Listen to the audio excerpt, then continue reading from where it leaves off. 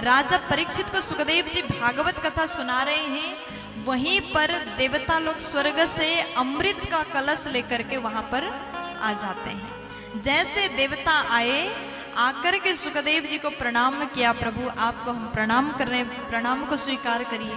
सुखदेव जी बोले बैठ जाइए। तब देवता ने एक बात और कह दिया। देवता लोग बोले कि प्रभु आप राजा परीक्षित को जो सुना रहे हो, जो अमृत पिला रहे हो, वो हमें दे दीजिए। उसके बदले में हम स्वर्ग से जो अमृत लाए ना, ये हम दे देंगे, और ये अमृत राजा को पिला देना। उनको मौत से भय है, मृत्यु से डर है, वो मरेंगे नहीं, वो अमर हो जाएंगे। और जैसे ये बात सुन लिया, सुखदेव जी ने विचार किया कितने मूर्ख लोग हैं। देखो, स्वर्ग से जो अमृत लेकर के आए, उससे पान करके व्यक्ति अमर जरूर होगा, लेकिन कथा रूपी अमृत से उस अमृत का तुलना कभी नहीं हो सकता। कथा रूपी अमृत पान करने से हम हमेशा के लिए अमर हो सकते हैं। बार बार जन्म लेना, मरना, ये चक्कर से हम मुक्त हो जाएंगे। लेकिन स्वर्ग से जो अमृत आया, उसे पान करने से हम केवल यहीं पर अमर हो सकते हैं। प्यार से बोल दीजिए ना, दोनों हाथ उठा के बोलो ना जी, मुस्कुरा करके बोल दो ना, ए मैया बोलो ना, बोलो ना बाबा। अब उसके बाद श्री सुखदेव जी महाराज बोले कैसे मूर्ख देवता है, अमृत लेकर के आए और इसके बदले में कथा रूपी अमृत को मांग रहे हैं, ये कभी संभव नहीं होगा। को सुधा को कथा लोके को काचाह को मणिर महान ब्रह्मरा तो विचारे तदा देवान् जहासः। को सुधा को कथा लोके, कहाँ का कथा रूपी अमृत और कहाँ तुच्छ अमरत्व देने वाला अमृत, कभी तुलना नहीं हो सकता। देखो, तुलना करना हो तो वस्तु बराबर का होना चाहिए। आप कांच का टुकड़ा लेकर के आप जाओ और व्यापारी से कहो कि इसके बदले में हमें मणि दे दो, क्या ये संभव है?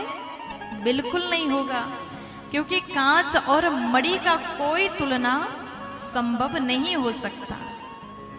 सुखदेव जी बोले अगर आकर के ऐसे ही हाथ जोड़ के बैठ जाते तो हम कथा सुना देते, लेकिन अमृत के साथ तुलना करने के बाद तुम लोग ये कथा सुनने के लायक नहीं हो। आज सुखदेव जी महाराज ने देवताओं को वहां से भगा दिया। अब देवता लोग विचार करते हैं कि ये कैसा अमृत है, भागवत क्या है, जिस ग्रंथ को सुनने के लिए हम देवता भी लायक नहीं। और समस्त देवता चले जाते हैं ब्रह्मा जी के पास में। भागवत रूपी कथा, भागवत ग्रंथ राजा परीक्षित जी को श्री सुखदेव जी महाराज श्रवण पान करा रहे हैं। राजा परीक्षित जी बड़े भाव से सुन रहे हैं। राजा को 7 दिन में मरने का श्राप लगा हुआ है तक्षक द्वारा, और भागवत सुनने के बाद राजा परीक्षित जी मुक्ति को प्राप्त करेंगे। ये कथा सुखदेव जी राजा परीक्षित को सुना रहे हैं। उधर ब्रह्मा जी के पास में समस्त देवता गए हैं।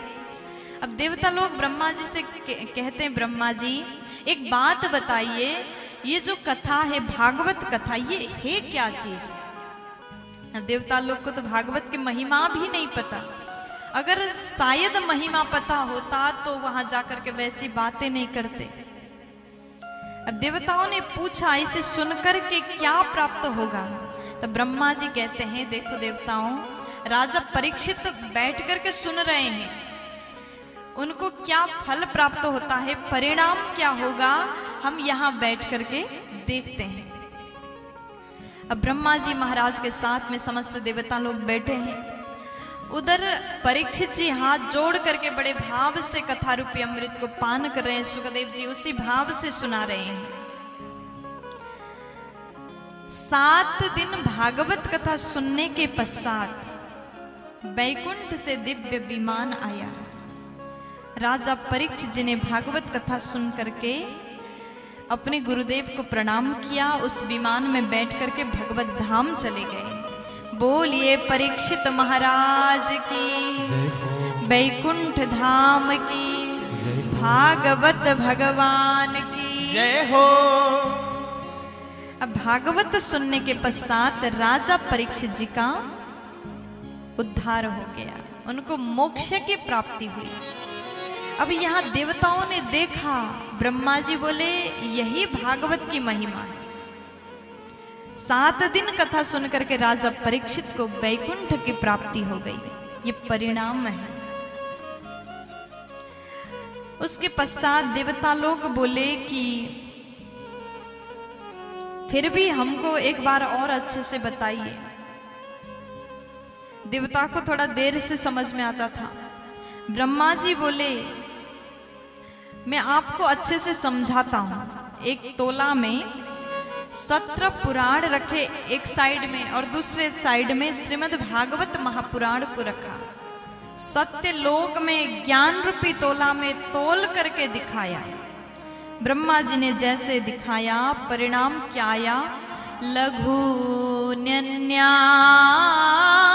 जातानि गौरवेण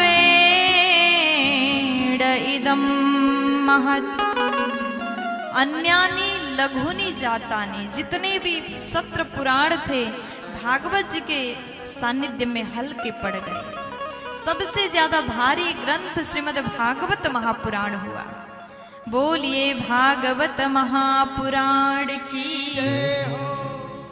तो इस प्रकार भागवत जी की महिमा श्री सुखदेव जी महाराज ने राजा को सुनाया। सूत जी महाराज ने सौनक आदि 88,000 मुनियों को सुनाया। भागवत की महिमा ब्रह्मा जी महाराज ने देवताओं को समझाया है। प्यार से बोलो। तो इस प्रकार अगर हम भागवत सुनते हैं तो परीक्षित की तरह हमारा भी मोक्ष होगा। कई बार लोग भागवत सुनने तो आते हैं लेकिन मन में बहुत सारी इच्छाएं लेकर के आते हैं। 3 घंटा बैठे बैठे भगवान से प्रार्थना करते हैं कि हे भगवान हमें धन दे दो, हमें गाड़ी दे दो, हमें मकान दे दो, ये हो जाए वो हो जाए। लेकिन मैं निवेदन करूंगी भगवान से कुछ मांगने की आवश्यकता नहीं। भगवान तो सर्वज्ञ हैं, वो सब कुछ जानने वाले हैं, उनसे मांगने की क्या आवश्यकता।